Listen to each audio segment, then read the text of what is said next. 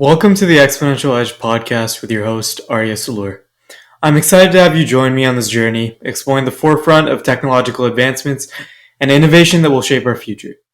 As a junior at Acton-Boxborough Regional High School in Massachusetts and the CEO of SecArmor, a cybersecurity startup, I'm fascinated by the transformative power of technology.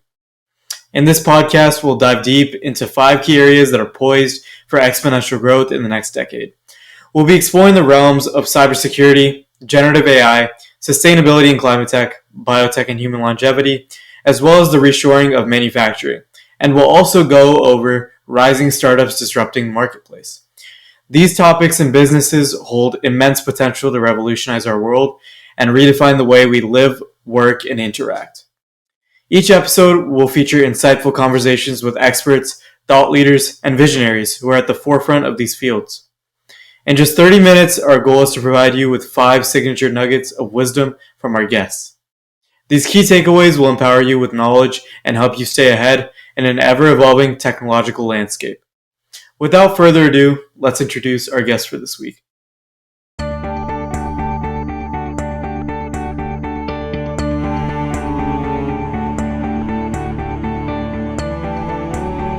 Hi everyone. Today, our guest is Angela Whiteford, CMO of Corvus. Hi, Angela. Hi.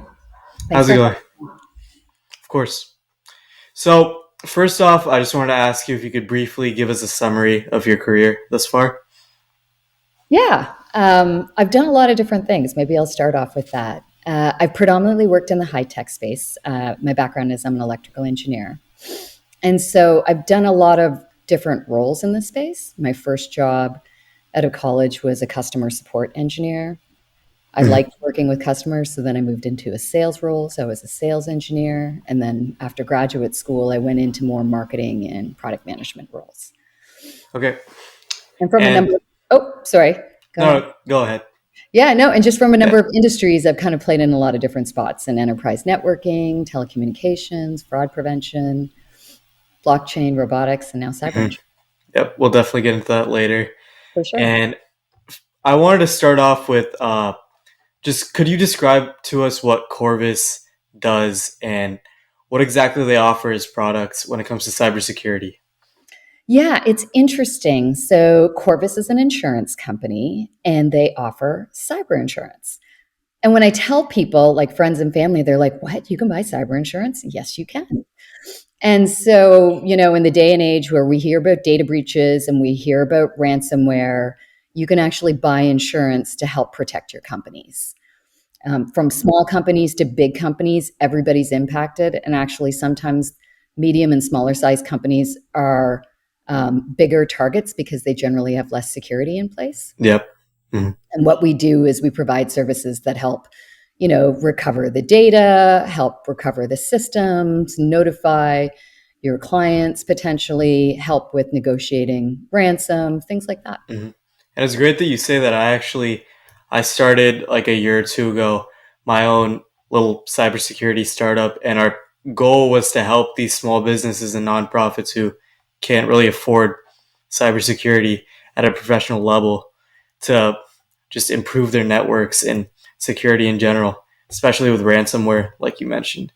And you know what's interesting about the insurance space is that you don't think about buying insurance and it's going to make you safer, but that's the case with cyber. So when I buy home insurance, I'm like, oh, if I buy home insurance, that's going to protect me from a tree falling on my house. No.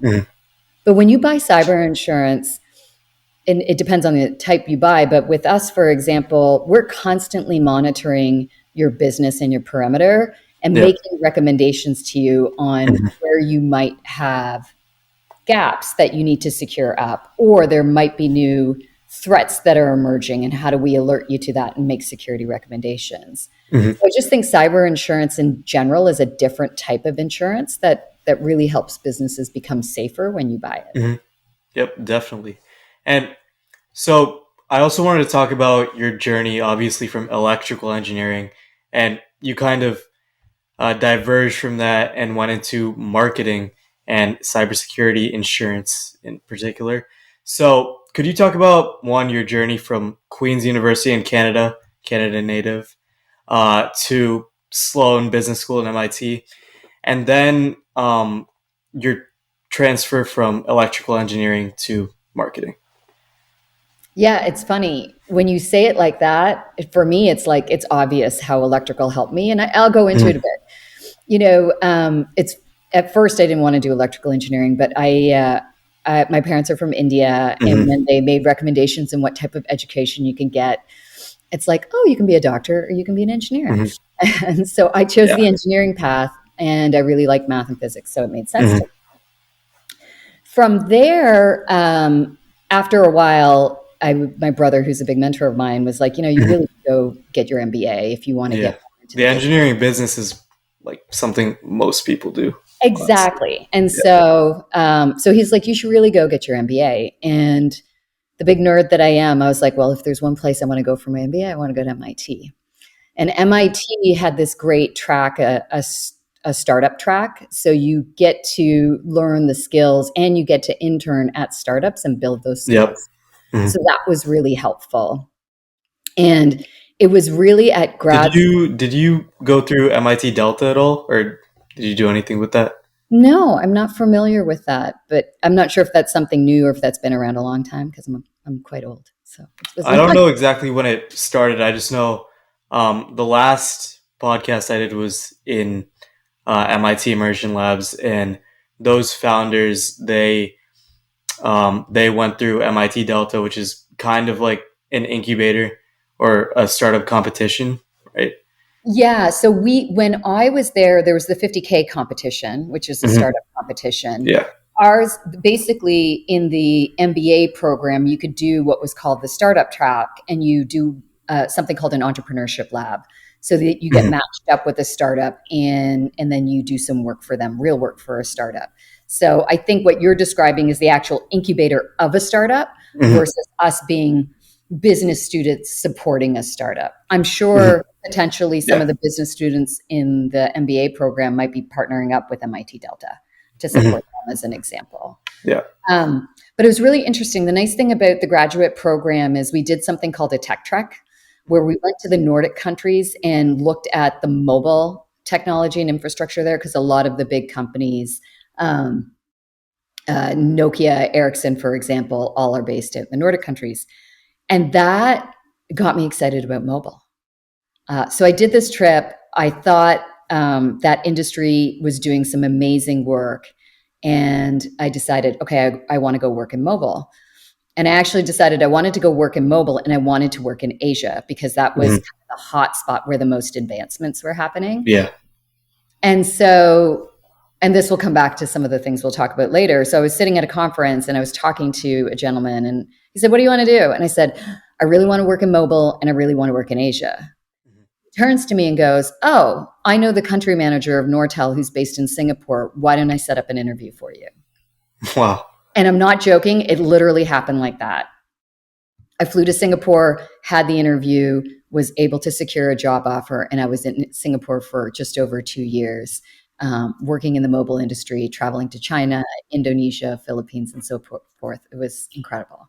And it was great that you got in there during the 90s, right? It was the boom of the internet. 2000s. Than that. But yes, in the 2000s, yes.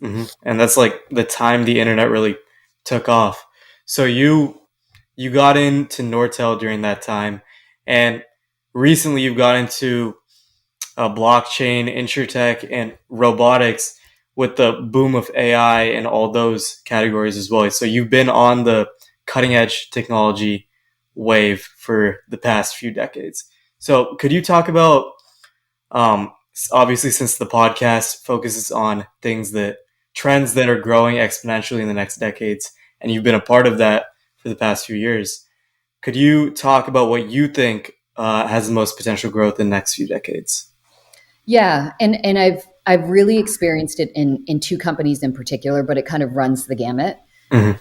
I think the ability to use technology to make better decisions is game changing. And I'll give you two very specific examples. So I work for a fraud prevention company. And that fraud prevention company, every time an e-commerce transaction comes through, you have to make a decision. is this a good transaction or is this a fraudulent transaction? Mhm. The way it was typically done is you would have manual reviews, people going through manually and reviewing these transactions if it's good or bad.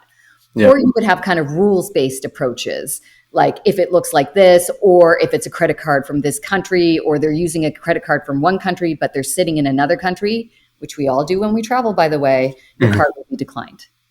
And I think every single one of us faced that. So what was happening was that a lot of businesses were losing money because they were falsely declining good transactions. Well, introduce AI, ML, and the network effects of data. If you can start capturing data from all kinds of different areas into a pool of data and then start identifying the right patterns, you can get really good and really accurate at decision making. So we got really good at identifying good transactions and identifying bad transactions, which was basically putting money in our customers' pockets. Now let's look at insurance, cyber insurance, right? In the cyber insurance situation, what does an insurance company need to do? They need to be able to predict, they need to be able to price, and ideally in cyber, you need to be able to prevent the risk. That all comes down to data. And so your ability to kind of, and you know this from your cybersecurity work that you do, your ability to scan the perimeter of the network, your ability to gather as much data about the enterprise as possible, to build a really robust database to identify where you have potential threats, how to shore up your security is really important in being able to predict, price, and prevent the risk. And so what you're seeing in insurance now is this wave of technology coming in around AI and ML to help with that, with really harnessing all that data and putting those into proper models to help do what I just described around risk. And personally, I also wanted to know, you talked about the importance of data and analyzing that data to give the quotes, but I read on your website that you worked with brokers specifically to give these quotes. And I wanted to ask how Corvus specifically differentiates themselves from the other competition in this space. In the cyberspace, our data is really good at predicting the risk. We have done an incredible job. We have proprietary scan data that allows us to correlate what types of data we receive could lead to a breach. And we're really good at that. I'll compare it first to cybersecurity vendors, not insurance vendors. Cybersecurity vendors will give you a list of things that you need to go do, but they don't necessarily have the claims data that says this is what led to a breach and a claim. We do in insurance. So we actually take that information that informs when we look at enterprises and when we make security recommendations, we might tell them to do 5 things, not 20 things, because these are the 5 things that matter most. I think the other thing too is if you look at insurance providers in general, they offer a lot of different lines. So they do property and casualty, they do home, they do auto. We're all in on cyber. That is all we do. The cyber landscape is constantly evolving. There's threats everywhere. You have to be constantly looking at this data and staying close in terms of threat alerts and working within the industry. That we have underwriters, which kind of do analysis and write the policy. These guys are security experts. They're cyber experts. They know this inside and out. And so we think the power of our underwriters and the power of the data are kind of 2 things that really differentiate us. So Corvus in the space is the one most focused on cybersecurity as a whole, right? I think among the incumbents, and when I say incumbents, like the big guys, like Zurich, Chubb, AIG, they have multiple lines where we just focus on cyber. There are other insure tech companies like us that focus on cyber as well. But there's just there's a handful of us.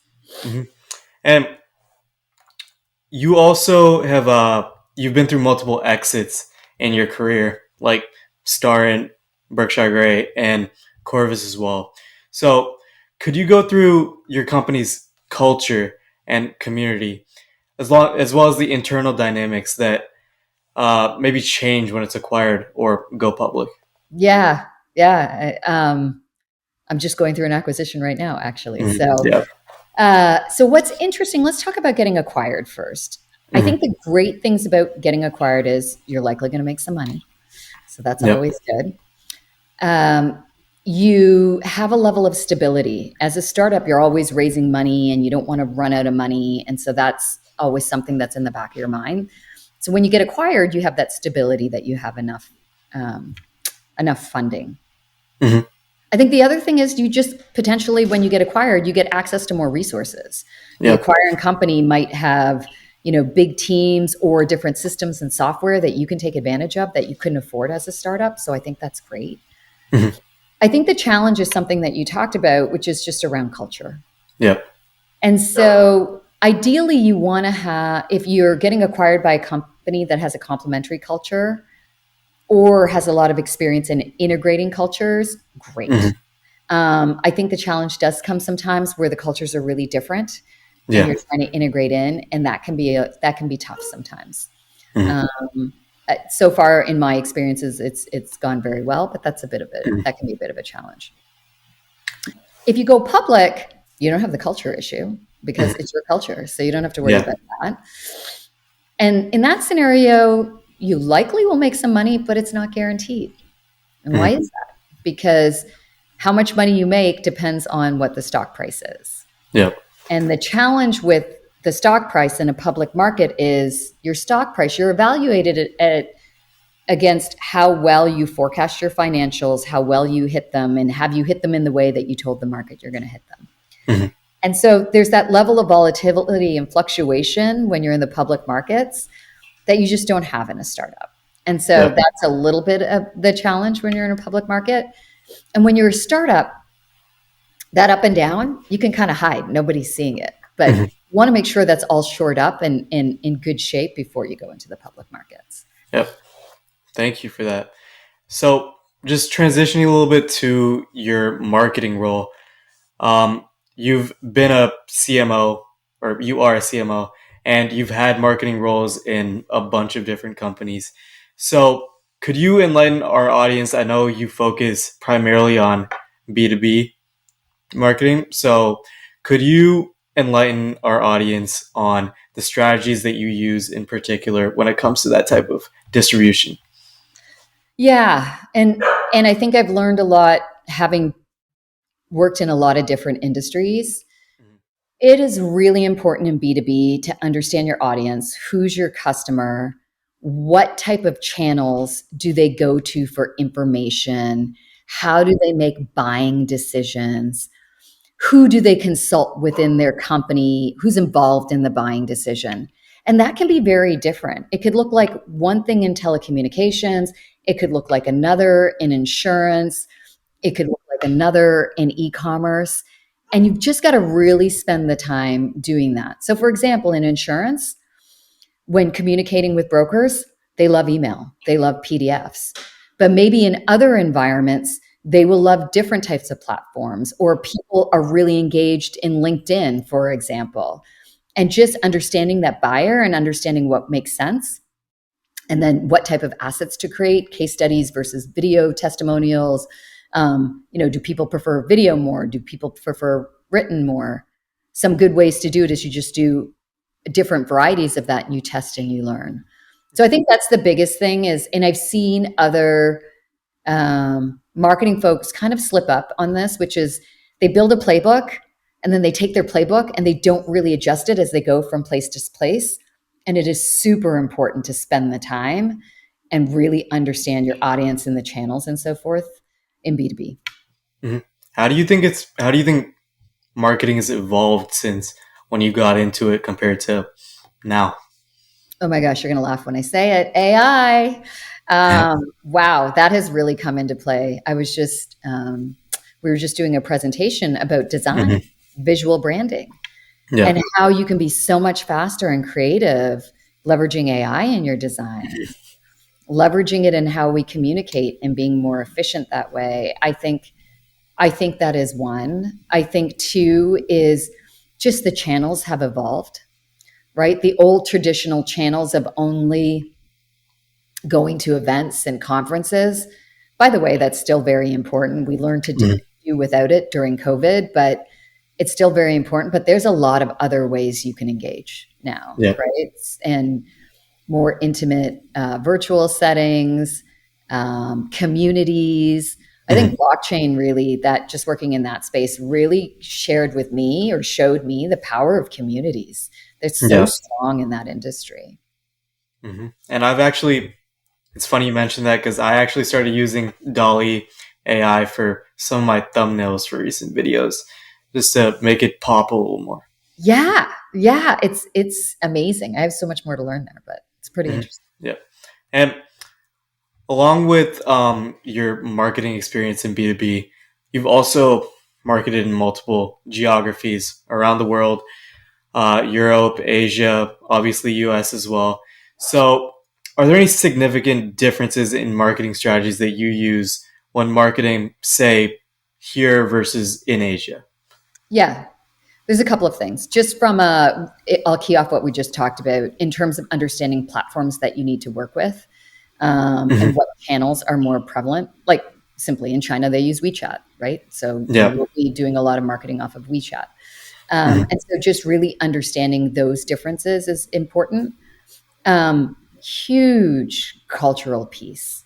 So when Yeah. you're conducting businesses in different regions, how do you conduct yourself, right? I learned something simple. Like in Asia, you don't point. You use your Hmm. thumb and you do that. That Yeah. I had to learn that. Someone had to tell me that. I came from North America and I've been in the US a long time. Just learning cultural norms and how to engage, I think, is very Hmm. important. Understanding the different channels, understanding tone and language. Um, it's different, and it's China is different from Japan, and Southeast Asia is different. Indonesia from Thailand, for example, there's differences there, and so just having to understand that. So it gets more interesting. We just say the US or Canada or Hmm. Australia. So we have these big swaths. And when you say Asia, you're really talking about a lot of different companies and Yeah. having Hmm. customized based on those companies. And could you just go into a little bit more detail about how do you think those different mannerisms and cultures affect consumer activity? Give me a little more. What do you mean by that? How do you think just those different cultures affect the way those consumers act in those different places, like their preferences, their tastes? Yeah, so I'm just trying to give some examples. So obviously, let me give a conference example. It's probably an easy one, which is maybe in US conferences, you could go up to people and say, hey, why don't you come over here? I've got this cool demo I want to show you. I want to do this. In certain cultures in Asia, that might be offensive, like that you're kind of pouncing on somebody, dragging them over to go look at something. It might be more uncomfortable. So you really want to be careful in how you engage. You also want to think about, like in China, there's immediacy, how they like to interact with, how they want to interact with a product. Like gamification could be very cool marketing tactic in a Chinese culture or even a Japanese culture for that example, right? Like it just, you need to get creative. And I've just seen some amazing marketing campaigns and marketing tactics in those markets. Mm-hmm. Yep. And as we end, for our listeners just starting out or just planning to enter the workforce, what mindset do you believe is essential to just succeed in this rapidly changing environment? Be curious. I think as you look at areas that you like, get curious, dig in, and learn as much as you can. And then the other piece is ask for help. Remember the story I shared at the conference. Once you know what you're interested in and what you want to go after, talk to people, let them know that you're interested. You'd be surprised who turn around and help you. Yep. And finally, just could you please give us your 5 key takeaways from our conversation today? Sure. No, absolutely. Mhm. I think the first one, I talked about it early on. Try different roles. I think the fact that I've done customer support, I've been in sales, I've done marketing, I've done product management, it gives me a level of empathy and understanding about the peers I work with in a business. Mhm. And that helps us work better together because it's like I kind of know what it's like to work in your shoes. And so I think that is really helpful. Mm-hmm. Get a chance, work overseas, but like the most humbling experience for me, and helped me build this mental muscle around understanding who your audience is and how you need to adjust your approach. Yeah. And from marketing, what we talked about, to just engaging with different people, whether inside a company or outside a company. Mm-hmm. Know your story. So we talked about that, right? Like Yep. really clear what you want, how you want to do Mm-hmm. it, where you want to do it. And then the next piece is share. Networking is super, super powerful. Mm-hmm. And I don't know, some people think about, there's something wrong with asking for help. It's completely the opposite. People are trying to help you. Mm-hmm. And so if you know what you want, people are willing to go out there and help you. Yep. I think the last one I haven't talked about, but this was a tough lesson. One of my executive coaches gave me this lesson of relationship first, task second. As you go into your career, building those relationships where people feel like when they work with you, they're both benefiting from it, and you really truly care about the relationship over getting the job done. Mm-hmm. It is critical. And I see it more and more when you're in more senior roles. That is probably the most important thing. It's just being really, really authentic and building those strong, trusting relationships is super important. Mm-hmm. Yep, definitely. Thank you for those. And thanks so much for joining us today on the Exponential Edge podcast. And thank you to our viewers for tuning into this episode. Join us next time to learn about trends, businesses, and people that will see exponential adoption in the future. Thank you, Angela. Thank you. Okay. Bye.